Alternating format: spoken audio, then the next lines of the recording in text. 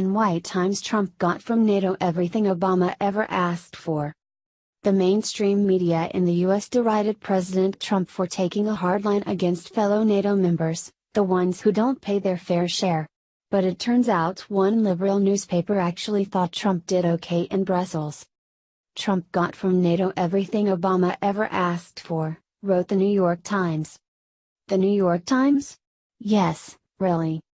Now that the smoke has cleared from the NATO summit meeting, the most tangible result is apparent. President Trump advanced President Barack Obama's initiative to keep the allies on track to shoulder a more equitable share of NATO's costs.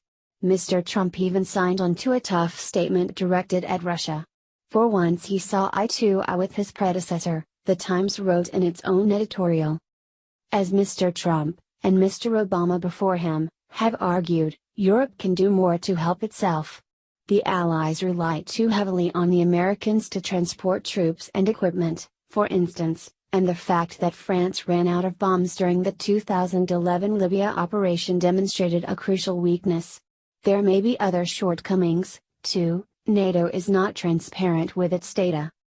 Greater spending by American allies might mean the United States could lower its own spending and bring thousands of troops home.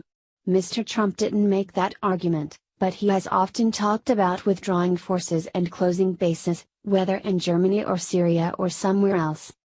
Trump hammered NATO last week, and just before his press conference with international press on Thursday, NATO leaders called an emergency session to address Trump's criticism that they aren't spending enough on defense. Yesterday, I let them know that I was extremely unhappy with what was happening, and they have substantially upped their commitment, Trump said at around noon local time in Belgium. I told people that I'd be very unhappy if they did not up their commitments very substantially, he told reporters after the emergency session.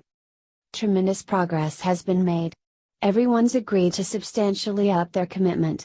They're going to up it at levels that they've never thought of before, Trump said. Commitments were made, he added. The commitment was up 2%, ultimately that'll be going up quite a bit higher than that. Everyone in the room thanked me. There was a great collegial spirit in that room. Very unified, very strong. No problem, Trump said. NATO is much stronger now than it was 2 days ago. Now, even the New York Times